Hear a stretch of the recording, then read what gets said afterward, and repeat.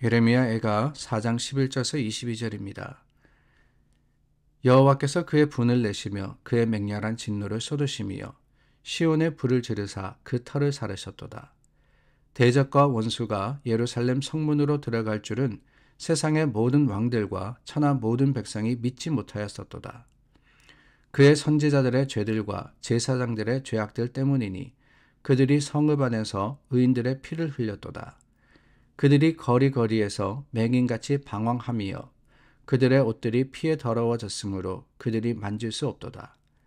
사람들이 그들에게 외쳐 이르기를 저리 가라 부정하다 저리 가라 저리 가라 만지지 말라 하였으며 그들이 도망하여 방황할 때에 이방인들이 말하기를 그들이 다시는 여기서 살지 못하리라 하였도다. 여호와께서 노하여 그들을 흩으시고 다시는 돌보지 아니하시리니 그들이 제사장들을 높이지 아니하였으며 장로들을 대접하지 아니하였음이로다. 우리가 헛되이 도움을 바람으로 우리의 눈이 상하며 우리를 구원하지 못할 나라를 바라보고 바라보았도다.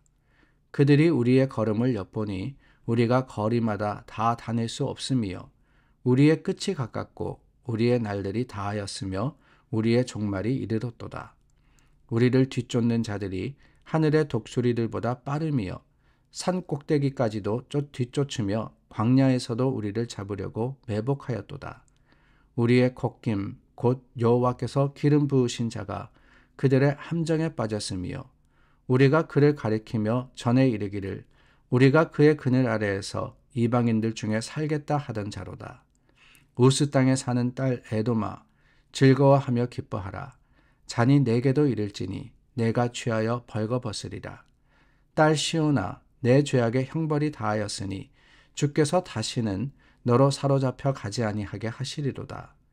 딸 에도마 주께서 내 죄악을 벌하시며 내 허물을 드러내시리로다. 어제 본문의 마지막 절은 내 딸 백성이 멸망할 때에 부녀들이 자기들의 자녀를 삶아 먹었다라고 했습니다.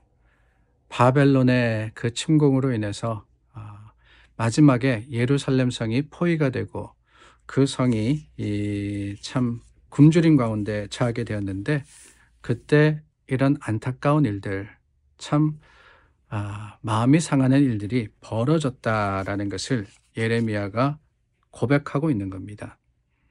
그 이유가 뭐냐? 그게 중요하다고 말씀을 드렸죠. 슬퍼하는 게 다가 아니라 왜 이런 아픔과 고통이 찾아왔는가? 그것은 다름이 아니라 죄 때문이다. 죄 때문이다. 라는 것을 깨닫고 회개해야 한다라고 말씀을 드렸습니다. 유다가 겪은 고통도 마찬가지입니다.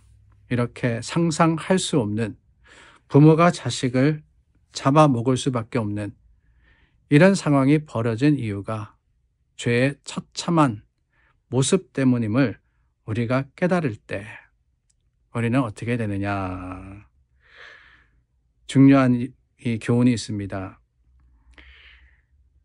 회개하여서 하나님께 나아가야 되는데 그 죄에 대해서 우리가 깨달아야 하는 것은 이 죄의 결과가 하나님의 심판만은 아니라는 사실입니다.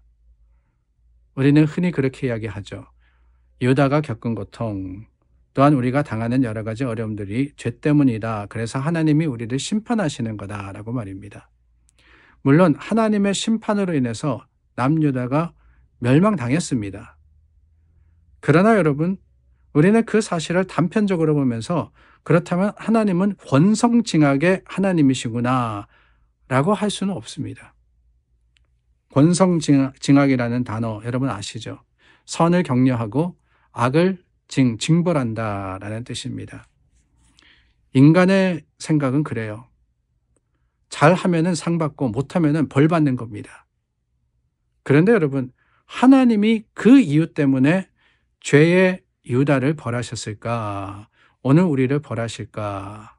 물론 그런 이유도 있습니다. 그러나 그게 다가 아니다라는 사실을 우리는 또한 기억해야지만 지혜로운 신앙인들이 될 수 있는 거예요. 이렇게 생각한 사람들이 있었죠. 욥의 친구들이었습니다. 욥의 친구들이 욥이 고난당한다라는 소식을 듣고는 찾아왔어요.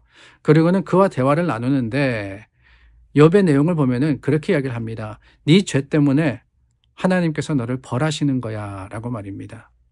네가 분명히 무슨 잘못을 했기 때문에 욥이 극구 내게는 아무런 잘못이 없다. 나는 하나님 앞에 의롭게 행했다라고 했지만은 친구들은 강요합니다. 아니야. 분명히 뭔가 문제가 있었을 거야. 뭔가 허물이 있었을 거야. 분명히 죄가 네게 있기 때문에 하나님이 너를 벌하시는 거야. 라고 말입니다.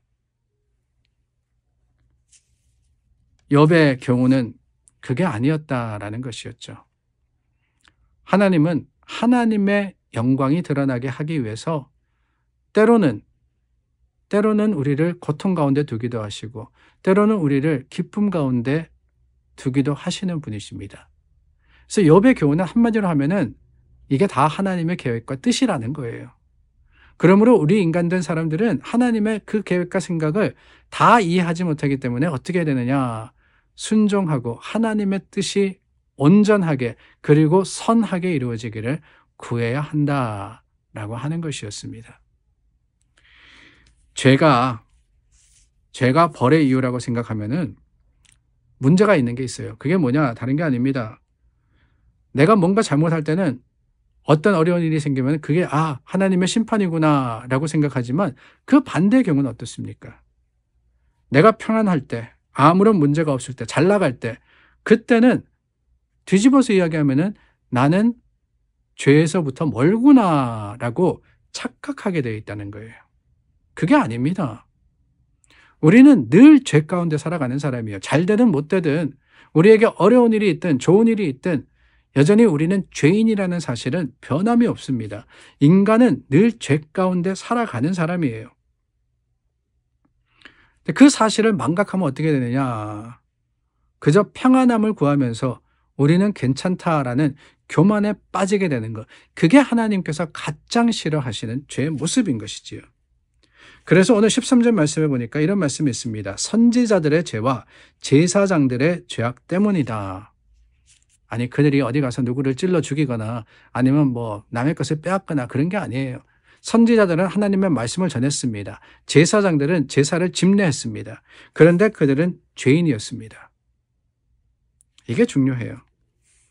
제사를 드리면서 여전히 예배 드리니까 내가 하나님의 일을 맡은 사람으로서 하나님의 일을 하니까 나는 의롭다라고 여겼던 것이 선지자들과 제사장들의 교만이었고 착각이었던 것이지요.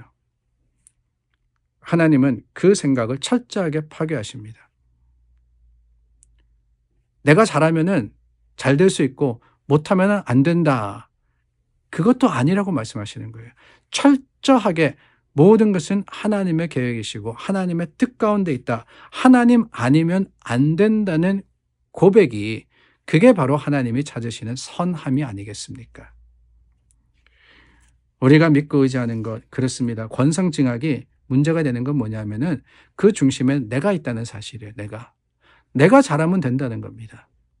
내가 못하지 않으면은 성공할 수 있는 것이고 칭찬드릴 수 있는 것이고 잘 될 수 있다라는 생각이 거기에 담겨 있을 때 그게 아니라고 하나님은 말씀하시는 것이지요.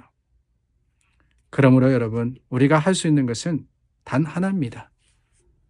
하나님 앞에 겸손한 거 그거밖에 없어요.